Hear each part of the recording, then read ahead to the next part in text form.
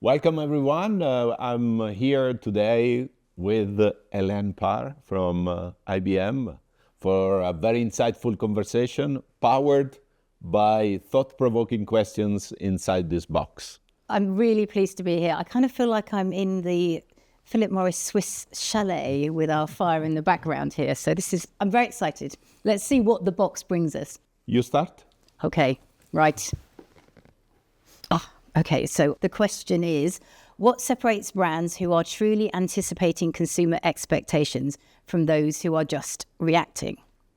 So I'm going to start somewhere slightly dull, but super important with this question, which is data. There's a quote from Ferrari which comes to mind, which is, where you see a racing car, we see data. Mm-hmm. And I love that analogy because where you see retail, where you see out of stocks, where you see consumer demand, where you see planning and forecasting, whatever it is, data. So I think the first thing that separates brands who are truly anticipating is being data forward and really treating data like an asset. So that would be my first thought. So from a lot of detail, I'm going to go really kind of macro now, especially now. I think it's those that can spot what is a structural shift over those that understand cyclical moves, especially now. So a structural shift, I happen to believe, is the way that consumers are thinking about wellness. An example will be how the GLP-1 weight loss drugs are kind of infiltrating the consumer psyche, and that is a structural shift to the way that food manufacturers are going to have to go to market, develop products, develop flavors, whereas I maintain that pricing is cyclical. So I think that ability to be able to go, that is a structural shift that we really have to move towards, as opposed to cyclical that we can sway with and backwards and forwards. The third one is something that I find myself saying all the time, that ability to keep up. So keep up. So keep up with what your data is telling you, keep up with what's going on with the trends, keep up with what's going on in technology. So I think those are my three takeaways. I want to build on your question, because this is one that I like a lot, because I believe that combining the power of data with the human insights is a strategic multiplier of being able to envision the future. And what do I mean by human insights? I mean, when you are in a global job like mine, you see consumers from every corner of the world. And when you try to connect 3-4 dots of data that you see, 3-4 dots of qualitative insights from consumers that you see in different parts of the world, somehow you realize, okay, I've seen this in Japan, I've seen this in Sweden, and I've seen this in Argentina. Hence, the world consumer is going that direction. And is something difficult to capture, but it's a combination of data insights, human insights, that is very, very interesting and very powerful. And that is so important, because only you get that purview. The people in your markets, of course, are doing a brilliant job in their markets, but they cannot join those dots. That I love that build. So it must be your turn now. Let's go. Next one. What does human-centric innovation mean in practice? I believe that the reality is that all of us, whether we work in tech or whether we work in PMI, all of us are trying to either delight consumers or resolve problems for them. So in the end benefit of an innovation has to be a consumer. And therefore, the human aspect of that innovation becomes central. Then there are different ways to learn about it. One way to learn about it, in which I am particularly fan of, is to go to corner-of-the-box consumers. Those consumers in a category, in a country, or in an industry that either are the lovers of the brand or either are the full rejectors of a category, and try to take these corner-of-the-box consumers and try to deeply understand them from a rational standpoint, from an emotional standpoint. But when you dare compare and contrast those corner-of-the-box consumers, you come with a view of the category, a view of the product, a view of the innovation that gives you a totally different way to think about human-centric innovations. I love corner of the box. I will now be using corner of the box. That's great. Where I went is similar but a bit different. So we work so hard to make business cases for solutions work. And of course, that's appropriate. We've got shareholders to deliver on our commitments. But I try and make sure that we are serving the wallet, for want of a better expression, but we're also serving the brain and we're serving the heart. So is it delivering the results that we need it to financially? Of course, tick. Does it make sense? Is it smart? So does that route that we've taken the consumer, does the journey that we've taken them on, is it sensible? Is it smart? You know, get your mum to try it. Is it sensible? And then finally, does it appeal to me? Does it resonate with what I expect from the brand? Is it delivering to the promise? So wallet, head, heart is a way of testing it. That's a very nice framework. The human-centric aspect of the innovation is also, in big corporations like ours, is also a simplifier of discussions, because in a big corporation you have lots of data, lots of markets, lots of categories, lots of people. So sometime you may be distracted, and if I was using your framework, instead of focusing 100% on that framework, you are distracted by the many discussions. In the moment you bring in the human consumer into the room, that discussion on that framework becomes immediately simple, yes, versus all these touch points and data points that you have when you work in a big company. So it's the human-centric aspect of the innovation is also a simplifier of how you get to the solution. I have a trick question, which occasionally I use if I'm feeling particularly naughty, which is, dear, when did you last try and return a bed or buy a mascara or whatever they're providing? When did you last try and buy one? Because I am sure that I have tried to use their product or their service or their solution before I walk in the room. And sometimes we forget that we are also customers as well as providers. Yeah, that's a big simplifier question. Yes, exactly. Ellen, your turn again. Back to you. Okay, into the box. Okay, so here we go. Interesting. Not dissimilar to where we've just gone. How do we preserve empathy and authenticity in increasingly automated experiences? The first thing here is design for human life, design for the real world. My favorite example, and I must admit I think about this often, is self-scan tills. So when you walk up to a self-scan till, imagine you are me and you have not one bag, not two bags, but three bags. You also have your mobile phone. You're probably holding your car keys. Why don't you put them in the bag? Or you are a mum with a baby on your hip. Or you're my mother who can't quite see and is not that keen on machines anyway. So I often think about designing for the human and often in front of a self-scan till and some other scenarios. So that would be my first one. There's a rule that I've heard, which I find fascinating, which is never be more than 2 steps away from a human touch. Now, in truth, that is quite a big ask. But if you need to hit the I need to get out of here button, it should be best practice is 2 steps. Not many people deliver that.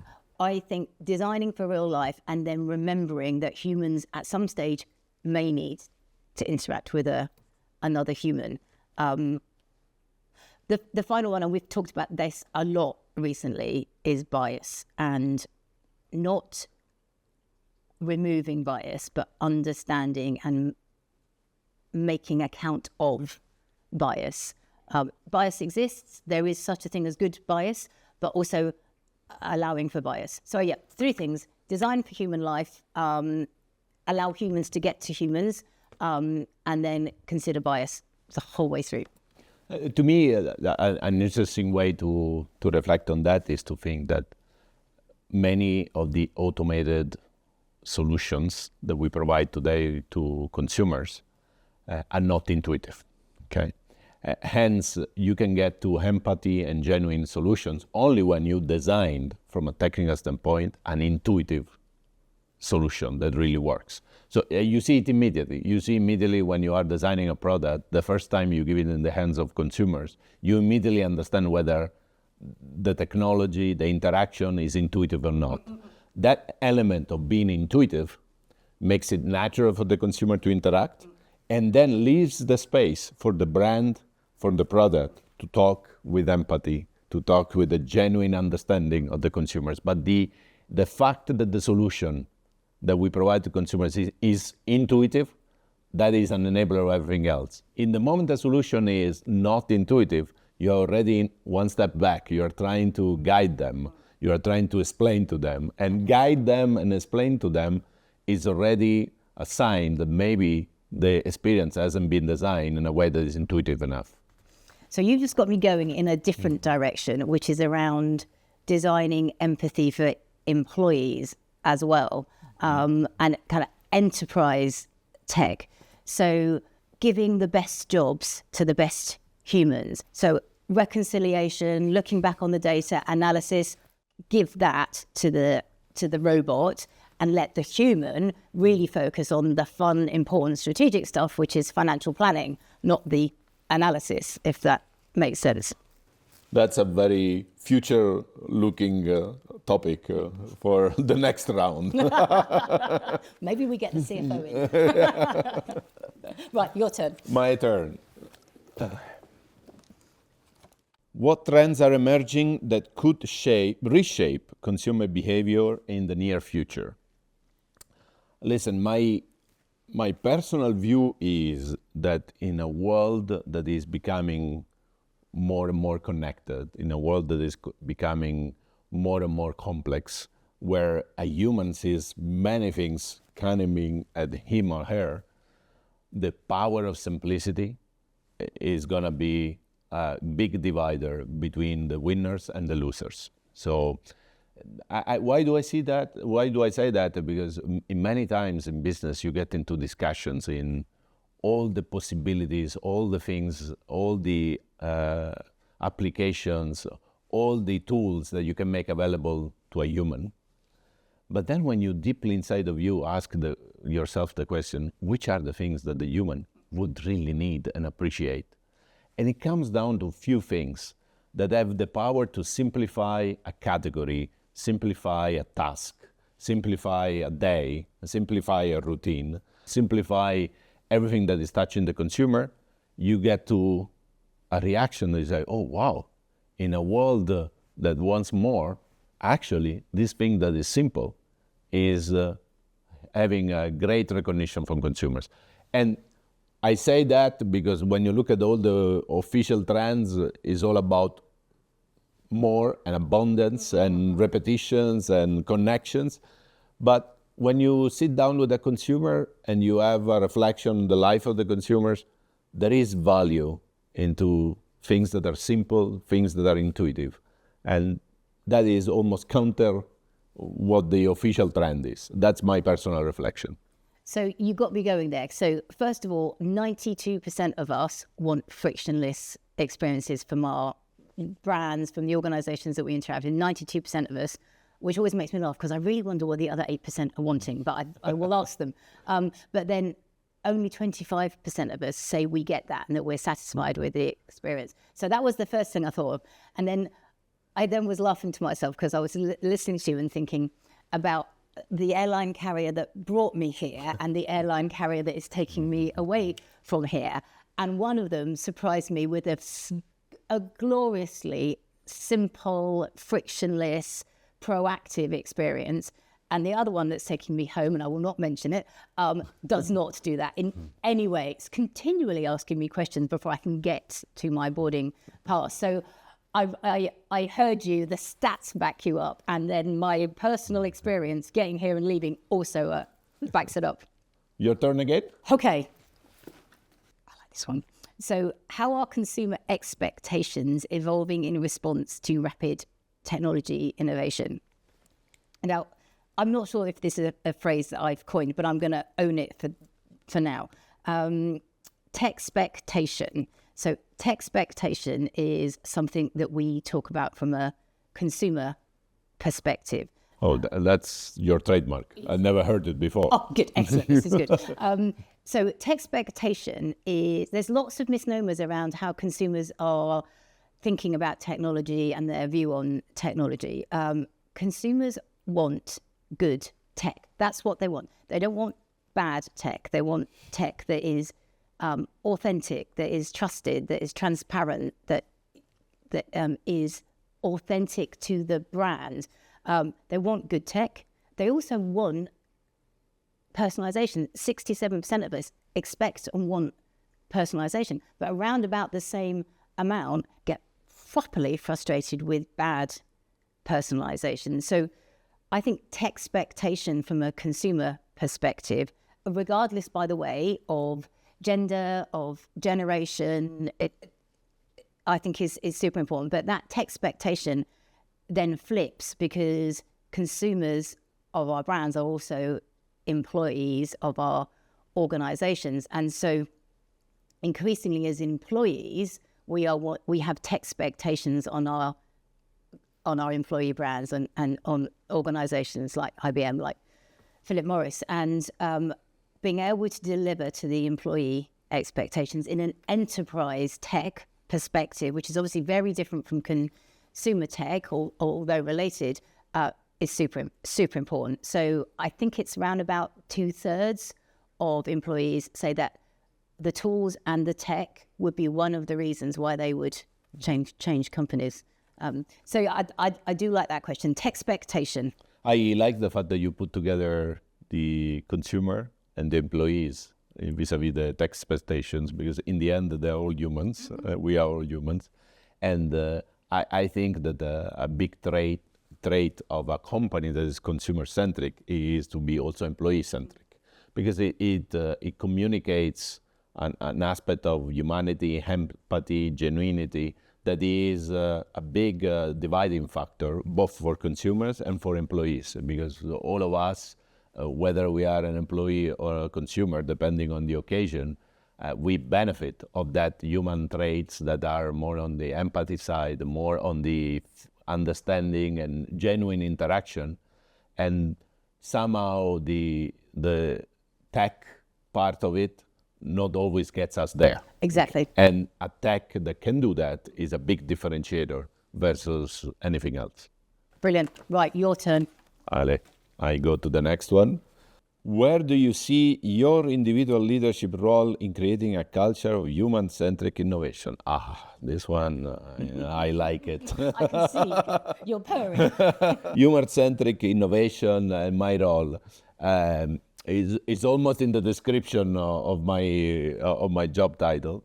For me, what is most fascinating is when you have curiosity, when you are able to have real interest for your consumers, you discover things that are fascinating, okay? And you get from conversations, from data, from talking to experts, you get a set of insights that make you reflect first with yourself.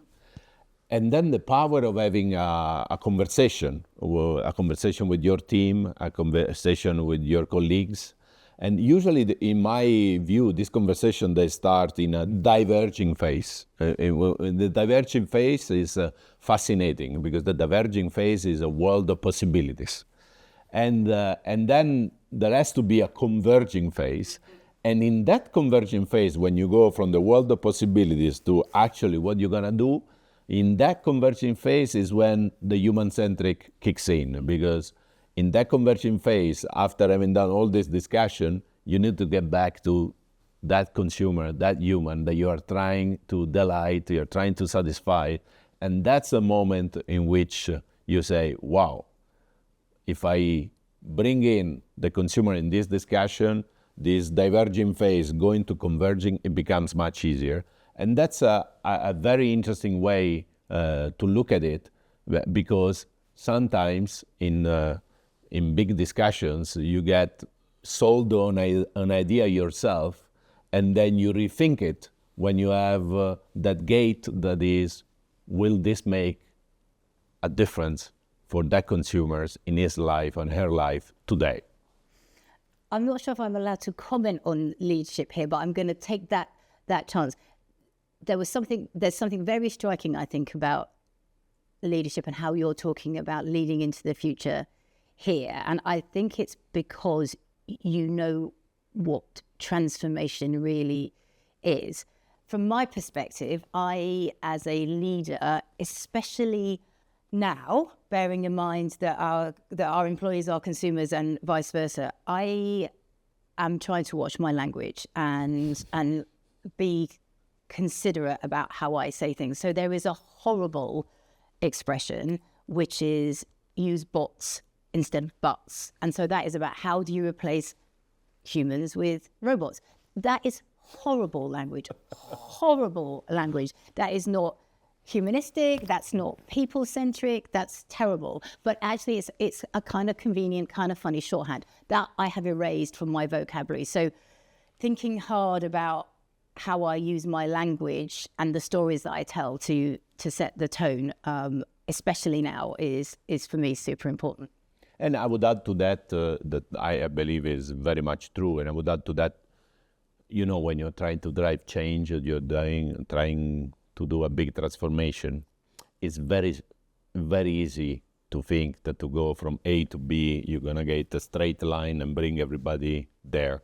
The reality is that never happens that way. So the element of reflecting, digesting, make it yours, be convinced, and then move is very important. And what looks like slowing down is actually helping then an entire organization to get there faster. You've made me surprisingly think of Ted Lasso. And I think I'm quoting Ted Lasso now, which is transformation. And I paraphrase, transformation is certainly like, for me, riding a horse. If it feels comfortable, you're probably doing it wrong. And I think about that often because this is not going to feel comfortable. So yeah, transformation is like riding a horse. I'm a very bad horse rider, agreeably. Whose turn is next? I think we have fully emptied the box. The box is empty. Okay. Why don't we do, based on this conversation, what would be your key reflections? And we've write it down on a piece of paper so that they stay with us. Perfect. The challenge here will be, can anybody after us read my handwriting? But I will try my... Not mine for sure. Excellent. Good.